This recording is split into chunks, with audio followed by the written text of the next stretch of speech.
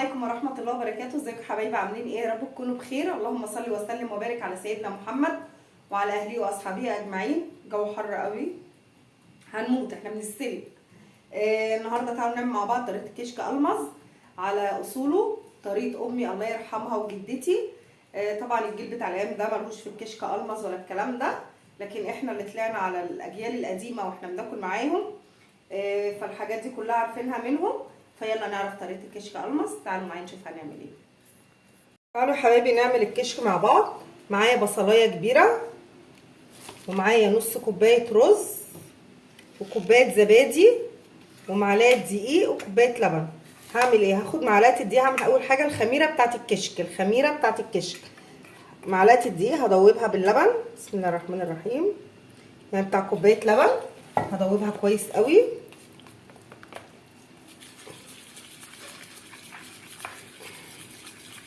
دي شوكه عشان ايه اضمن ان هي دابت خالص.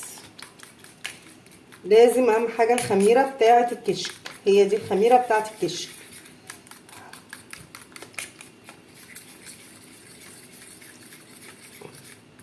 هنزل معاهم بكوبايه زبادي، اي زبادي بقى، زبادي بلدي، زبادي مبستر، اي زبادي عندك. وهقلب الخميره، هحطها في حاجه واسعه عشان اقلب براحتي. بسم الله الرحمن الرحيم. اهي هقلبهم.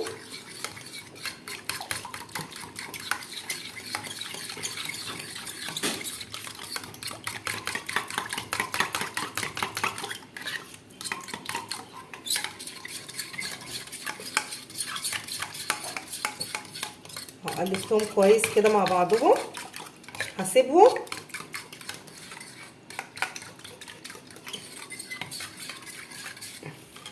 طالع على البوتاجاز، نشوف هنعمل ايه مع بعض. جبت حله على النار بنشفها من الميه اللي فيها.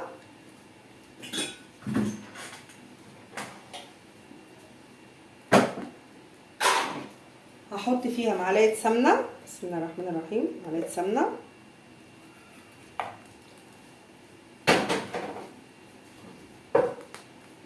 واحمر البصل بتاعي. نزل بالبصلايه بتاعتي،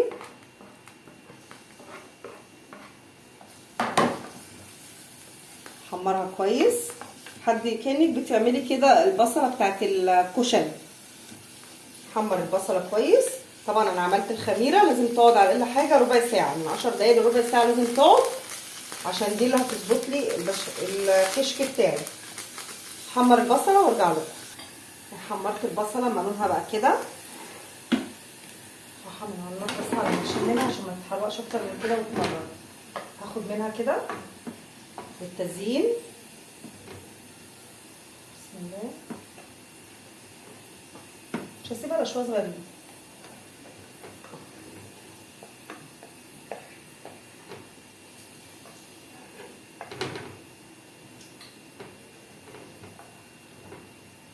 خدت منها اهو للتزيين.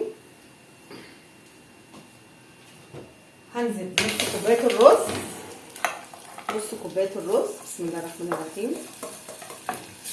واشوح الرز كويس كده.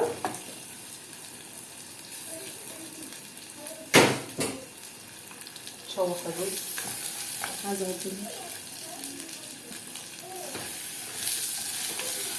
لحد ما اتاكد، بس مش بحمره انا، بس ايه بشرب الميه اللي فيه، فيبقى بفلفله مع البصله كده.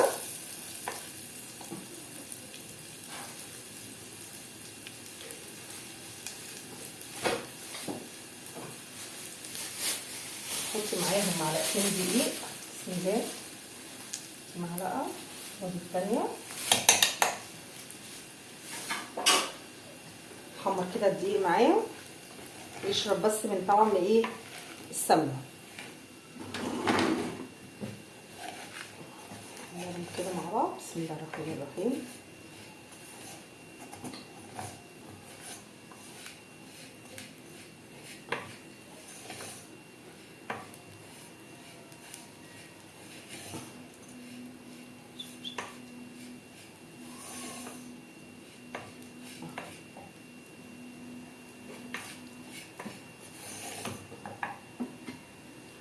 حمرتهم مع بعض.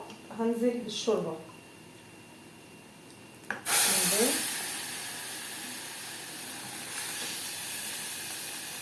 الشوربه بتاعتي عشان اسوي الرز.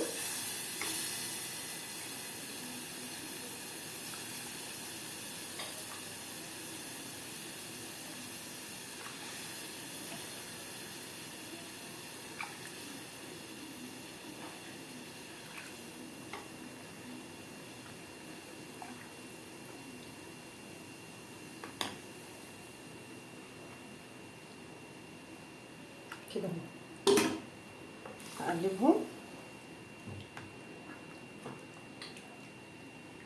كويس كده عشان دي يبقى كده فككوا ببعضه من بعضه.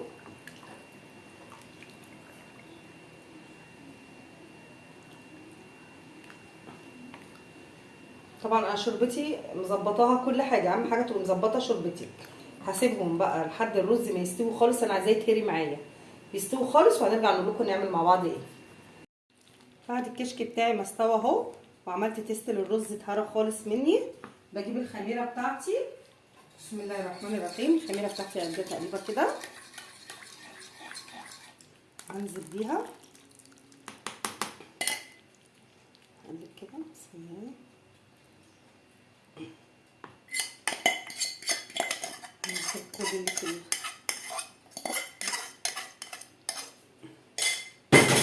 هقلب الكشك بتاعي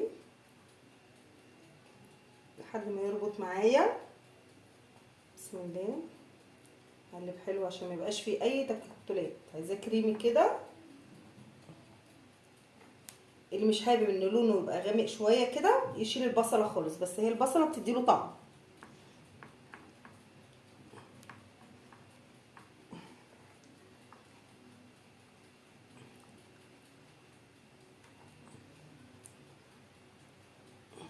نجيبه كويس كده. بسم الله الرحمن الرحيم.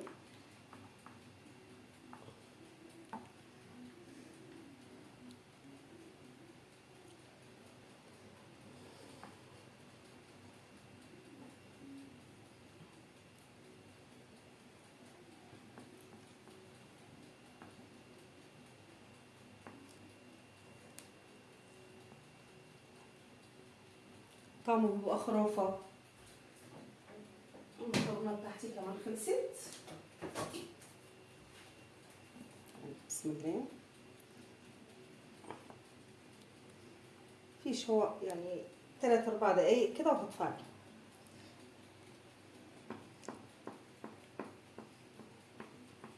لازم الخميره بتاعته يا جماعه تقعد ربع ساعه كده. خلاص هغرف واوريكم شكله. ده كان الكشك بتاعنا يا حبايبي، شايفين عامل ازاي؟ جربوه بالطريقه دي هتبقى حلوه قوي. ده الكشك على اصوله. والف هنا وشفا. ما تنسوش تحطوا اللايك والاشتراك في القناه عشان يوصلكم كل جديد احنا بنعمله. والسلام عليكم ورحمه الله وبركاته.